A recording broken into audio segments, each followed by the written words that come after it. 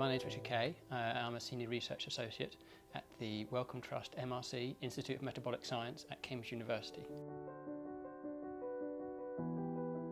At Cambridge University, I use a combination of high-resolution mass spectrometry and triple quadrupole systems to study the peptidome of people with diabetes and post-bariatric surgery to understand the mechanisms of how their peptidome changes after surgery.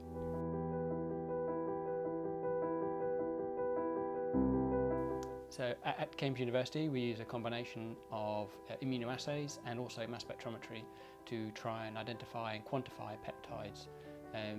Immunoassays work very well, but for some things like insulin, some of their failed products, failed processing products, GLP-1 peptides, oxyntomodulin, there's lots of very similar peptides where immunoassays can't quite tell the difference. So mass spectrometry can do that with ease.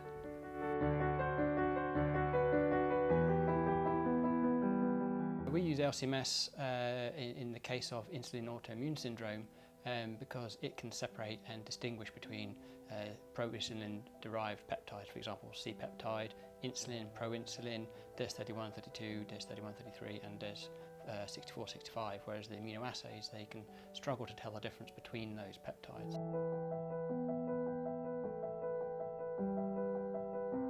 What we have shown recently with our LC-MS studies is that when people have insulin autoimmune syndrome, they have antibodies circulating which hoover up and concentrate the amount of insulin in their blood, but it also concentrates up some of the failed insulin processing products, for example DES3132 pro-insulin. The C-peptide assays that they use to measure C-peptide as well as insulin, the C-peptide immunoassays cross-react with the C-peptide chain that is still attached to the DES3132 proinsulin, and that gives false high values for the C-peptide assay, whereas mass spectrometry can very easily tell the difference between C-peptide and this intermediate, the DES3132 proinsulin, and we can tell the difference between them incredibly easily.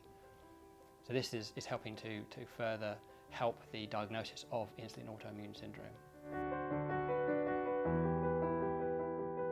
The way that the LC-MS data has helped is that when you have, in this IAS case, the insulin levels are very high, but the C-peptide is also equivalent high on an immunoassay scale, then it's very possible that that C-peptide high value is actually coming from this other intermediate. So the mass spec can then be used on a case-by-case basis to demonstrate that that C-peptide value is actually incorrect and that it's coming from a DES3132 or pro-insulin protein itself.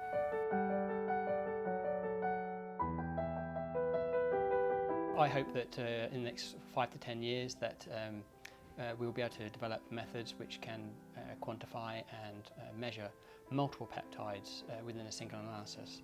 For example, GLP-1, PYY, oxyntomodulin, lots of gut hormone peptides which are important for the study of diabetes, and hopefully we'll be able to do that with one mass spec assay rather than immunoassays, each individual analyte and immunoassay for each of those individual analytes, making it cheaper and more efficient for the study of diabetes.